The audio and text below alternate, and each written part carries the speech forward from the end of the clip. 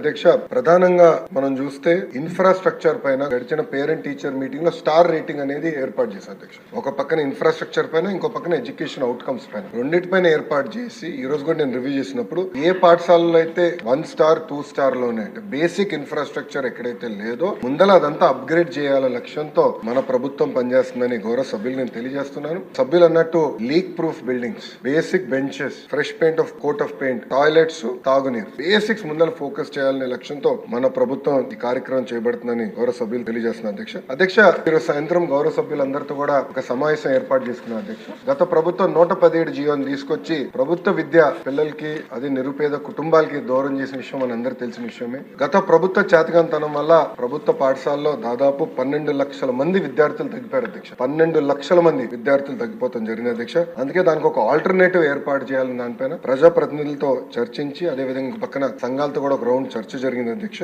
Alternate పైన కూడా మేము చర్చిస్తాం జరుగుతుంది. ఇంతేకాకుండా అధ్యక్ష, ఏదైతే ఇన్కంప్లీటెడ్ వర్క్స్ ఉన్నాయో, ఎక్కడైతే ఇంకా వర్క్ లో అవ్వాల్సి ఉందో అన్నిటిపైన కూడా మేము వివరాలు తీసుకుంటాం అధ్యక్ష. ఇన్కంప్లీట్ ఆల్రెడీ మొదలు పెట్టి ఇన్కంప్లీట్ గా ఉన్నాయని తప్పనిసరిగా మేము పూర్తి చేస్తాం అధ్యక్ష. 117 ఆల్టర్నేటివ్ ఏదైతే మేము తీసుకొద్దాం అనుకుంటున్నాం, మన ప్రభుత్వం తీసుకొద్దాం అనుకుంటుందో దానిపైన సుదీర్ఘంగా చర్చించిన తర్వాత అందరూ ఓకే అంటే అది ఆధారంగా తీసుకుని రేపు టీచర్ ట్రాన్స్ఫర్లు కానీ ఇన్ఫ్రాస్ట్రక్చర్ అది ఆధారంగా తీసుకుని బిల్డ్ చేయాల్సిన అవసరం ఉంది అధ్యక్ష. ఎందుకంటే గత ప్రభుత్వం నాడు నేడు కార్యక్రమం ద్వారా కొన్ని పాఠశాలల కడతం జరిగింది. అవి ఏమైనాయంటే 117 జీవో వల్ల ఆ పాఠశాలలు మూతపడింది అధ్యక్ష. విద్యార్థులు లేకుండా మూతపడింది. అంటే డబ్బులు ఖర్చు పెట్టారు, పిల్లలు లేరు. అలాంటి పరిస్థితి రాకుండా చూసుకోవాల్సిన అవసరం ఉంది అధ్యక్ష. అంతేకాకుండా అధ్యక్ష, నాడు నేడు పైన కూడా గతంలో అనేక ఆరోపణలు వచ్చినాయి, నాణ్యత లేదని కూడా వచ్చింది అధ్యక్ష. దానిపైన కూడా గౌరవ సభ్యులు ఇప్పుడు కోరారు, యాక్షన్ తీసుకోమన్నారు. తప్పనిసరిగా నేను నివేదిక తెప్పించుకుంటాను. దాని తర్వాత గౌరవ సభ్యులతో చర్చించిన తర్వాత నిర్ణయం తీసుకుంటున్నాను అధ్యక్ష.